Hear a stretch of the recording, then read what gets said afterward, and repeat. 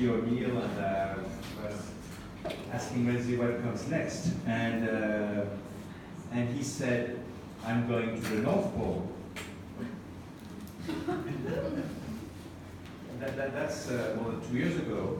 And actually, he'd been working already for 3 years before that at exploring what's really happening. What had triggered Renzi's research is when Singapore joined the United Nations platform called the Arctic Circle as an observer member. As we all know, Singapore thrives on shipping, and with the melting of the ice, there are new shipping routes that appear that will allow to connect different parts of the world very differently. And being forward-thinking, Singapore has sent observers from the Ministry of Foreign Affairs and Ministry of Transportation to this roundtable. This was noted in the international press, and this was noted in the artistic world by Renzi. And he came back. He came back not just with a body of work, but he came back with this whole mythology that is unfolding in front of us. Because apparently, perhaps during that trip on the Arctic Circle, he met some geological survey team that had encountered remnants of ritual performed by the last survivor of a drowned Singapore. At least that's what I understood. I also understood that I had understood only maybe 2% of the whole picture, so I thought I needed help from academia, and which is why I thought of calling upon a very dear friend, who's a very distinguished academic who headed the Department of Geography at the National University of Singapore, to try and see how the equator and the pole are next to each other. I met Victor a few years ago as I was researching the name of a street in Singapore. Victor has many distinguished achievements behind it, one of which is he's one of the leading specialists of the street names of Singapore. So if you're really, really nice, I might tell you who Mr. Spottiswoode was. However, that's not the words he prepared tonight. So please join me in thanking Dr. Victor Savage for performing the role of introducing Singapore Twilight tonight.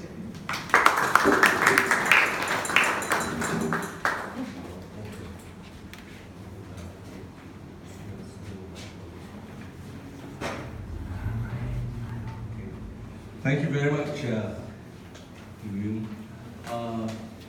On behalf of Yum and the Art Portals Gallery, I'd like to invite you all to this exhibition by Renzi on Singapore Twilight. We hope you'll enjoy the show. I had great trepidation in being the guest of honor for this show, because even though I'm an art collector, I'm a conservative art collector, and I don't really collect art from young artists, because they deal with different kinds of mediums and different issues. So it's a bit difficult to hang some of the paintings on your wall, like these pieces of wood here. But I guess the thing I'd like to leave you here is that three things that I think are important, why we need artists and art pieces. And that's the message I'd like to leave you this evening. The first, I guess, is that artists have a particular perspective to the world around us. They see things very differently. And that is why, it's important to see the world through the artist's eye. I remember once I was meeting with Brother McNally, and we were trying to do something. I can't go into it because a lot of charities, the government was involved. But he was very angry that we didn't go ahead with the project because obviously, there's a bias in Singapore for paper qualifications, and he told me that artists are intelligent in a different way, and they see the world in a different way also. So this is why it's very important for us to look through the world in the way in which art they see the world as a world, culturally, socially, and in different ways. And I think Renzo's pieces here tell us something about the future. It's a bit sad in the sense that we're celebrating the 200th anniversary of Raffles founding, and we're talking about the demise of Singapore maybe as a result of global climate. But anyway, it's something there. The second thing I think why art and artists are important is that they often take themes, social themes, and explore them. And nobody can say that the two themes, in fact, the works behind me by Genevieve Chua, hard to touch, hard to hear, soft to touch, and Renton's work on climate change tell us two things that are very, very important in the political landscape of Singapore. One has to do with climate change, which is it's an externality that Singapore can't do anything.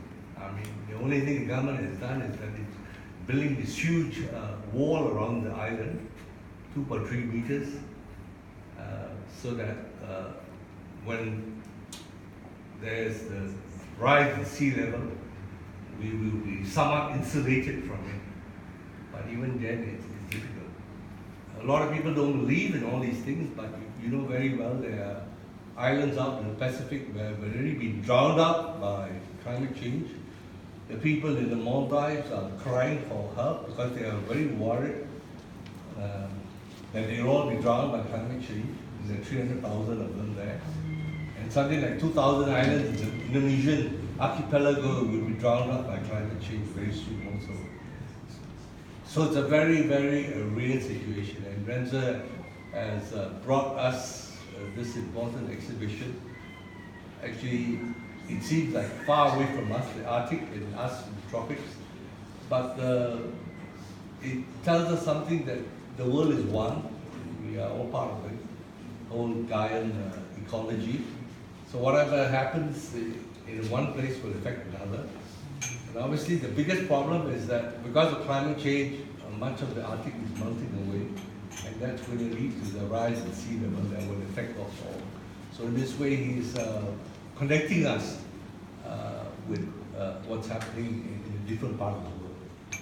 And I think it's very important that even though it's a place that is geographically, culturally different from Singapore, you see these works here, he's trying to tropicalize the Arctic, and he's trying to culturalize the Arctic with all these Arctic pieces that he's put there. So it's a tremendous really effort to show the relationships that we can have with the Arctic. People often ask why does Malaysia and Singapore, both tropical countries, are so actively involved, in these cold landscapes. I think we are very worried, obviously, that if the world doesn't take note of these issues, we have to make a lot of noise because we're going to suffer here in the tropics. So it's the reason why we are so adamant in getting it done. The Malaysians were the first to do it. My good friend who was the head of geography in Malaysia spearheaded the Antarctic thing with under Mahathir. And people were wondering why Mahathir was so keen on doing it. But they were doing it because of these very reasons that it's going to affect us all. The third reason, I guess, that I'll talk about in art is the way, the medium in which artists express themselves. And here in this particular room, you see art that is done by, that is digitized, art that is a product of photographs and installation art. So there are different kinds of mediums that artists express. For me, I'm a traditional art collector, so I only like acrylics or oils or sculptures. And but I certainly like this piece here a lot, which I say should be sold to the Singapore Museum. I don't know whether Guillaume knows anybody there, but they should buy it. yeah, I think the museum needs to carry that piece of work. I mean, a young artist, I guess he's not that young, but he's still a young artist. You know, what he's done, which is so different from many artists, is that he's done fieldwork for this art exhibition. He's painted the Arctic. He's withstood the cold and you know, the environment that is there. You know, and so that's an amazing thing for a geographer like me. You know, to do field work out in another place is just an amazing thing. So it's a great thing. We had a generation of artists called the Nanyang artists who went to Bali to do their paintings, and you know they gave us a tremendous spread of Balinese art as a result of their particular trip to Bali. So artists are to a large extent going out, and you know you have a lot of European artists who went to the tropics to paint. I just finished a book on Western perceptions of Southeast Asia, looking at the perceptions of the West from the time of the Greeks, you know, Strabo and all these Greek people right down to the current period. So I realized how, you know, the first on-site artists only took place very late, in the late 17th and early 18th century. Before that, artists didn't know what the tropics looked like. They didn't know because they'd never been there. So what happens is that in Italy, they brought the tropics to the temperate world. So the first botanical gardens were opened up in Italy. And so the artists could see what sort of tropical plants grew in the tropics. And a lot of artists obviously painted these things. So it's an important thing in terms of what we're doing, the kind of mediums that we use in terms of what we're doing, and how we bring across the kind of paintings. The exhibition behind me by Jean-Marie Chua is another very sensitive topic, highly controversial. It's an issue of the LGBT community in Singapore, and the title itself sums up in a way hard to say, meaning people who are in the LGBT or parents who have children that way have great difficulty trying to admit that their children are like this or whatever it is, and yet soft to touch. It's a sensitive issue that you know, you want to feel a sense of feeling and passion for them. So if you see the paintings behind that, in stark contrast of black and white, you can understand that really diametrically opposed issues that are there. But anyway, I hope most of all that you will not only appreciate the art around us, but also patronize it, because as I told Rensa, I don't know how you survive as an artist here in Singapore. I find it very hard to survive here because you know they don't get enough support from the public in terms of buying the art, etc. And this is an opportunity for you to support them, and with that you are in fact helping them to, in a way, carry on the creativity. In Europe, I mean, you know, when you look at all the great artists like Michelangelo and all these people, they had patrons, you know, very rich people in Europe who used to be patrons of artists, and that's how they survive. But in Singapore, we don't have that. There are no rich people who are patrons for artists. Now, obviously, there are galleries like Opera Gallery, which has a stable of about 40 artists that they keep under them, and so they are able to survive. So anyway, I want to leave you with that. That you can always see Gloom, and I guess I don't know whether you can negotiate the price. But I think, you know, if you can buy a piece of painting here, or it'll be very appreciated. So thank you very much for coming. Appreciate the art, enjoy it, and I'd like to thank you all.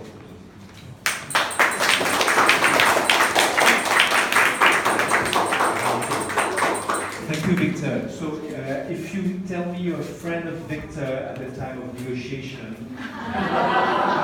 you will get something very special. So, indeed, in the other room of the gallery, thank you, Victor, for mentioning how to send stuff to touch. It's a series of 7 flags dealing with non-binary identities, so it's another layer of complexity and variability.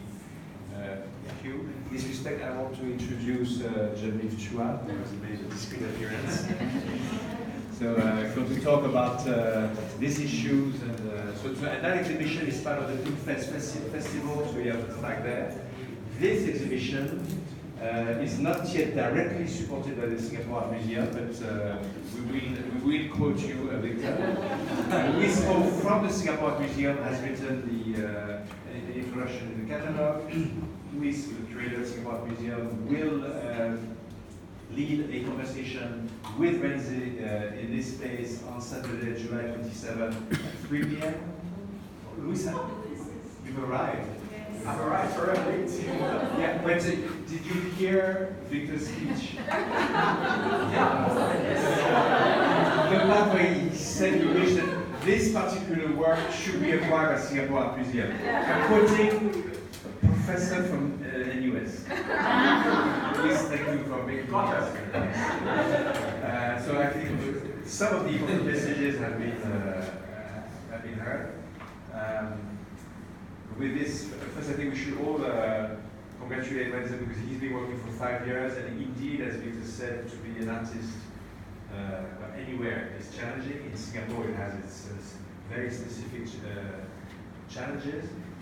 That's why you have to go all the way to the artist circle to try and find a way to survive. So please join me in congratulating Renzo.